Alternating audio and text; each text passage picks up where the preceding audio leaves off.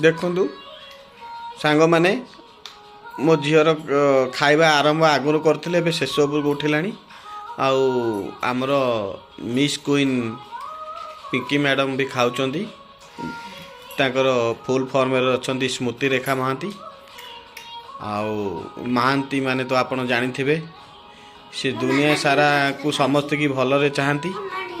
ଆଉ ତାଙ୍କର ଆମ ଝିଅର ଦେଖନ୍ତୁ ଚୁଟି କିନ୍ତୁ ଉପୁଡ଼ି ଯାଉଛି ଖାଇଲେ।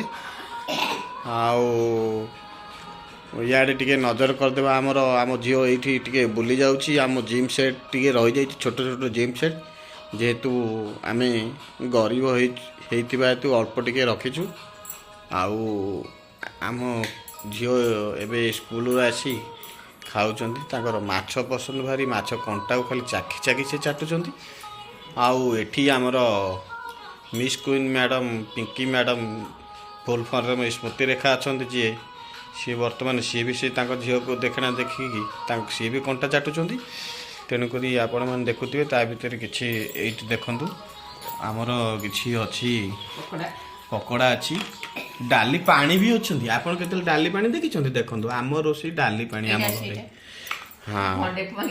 ହଁ ଏ ଟେଷ୍ଟି ରାଗ ବି ଗୋଟେ ଅଛି ଶୁଖିଲା ଉପରେ ଆପଣମାନେ ଦେଖୁଥିବେ ସେଟା ହଁ ସେ ଛୋଟ ୱାଟର ପାଣି ଅଛି ମୁଁ ବୁଝିପାରୁଛି।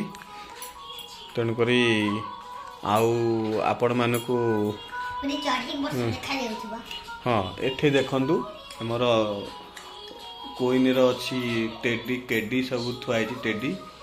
ଆଉ ତାର ଆଉ ଗୋଟେ କଣ୍ଢେଇ ବି ଏଠି ଅଛି ଯେଉଁଠିକି ବୁଲିବାକୁ ଯାଉଛନ୍ତି ସେଠି ଖାଲି ସେଠି ବି ଯେଉଁଠିକି ବୁଲିବାକୁ ଗଲେ ସେଠି ଗୋଟେ ଟେଡ଼ି ଦରକାର ତାଙ୍କର ନହେଲେ ସେ ରାସ୍ତା ଉପରେ ରୋଡ଼ ଉପରେ ଗଡ଼ି ଯାଉଛନ୍ତି।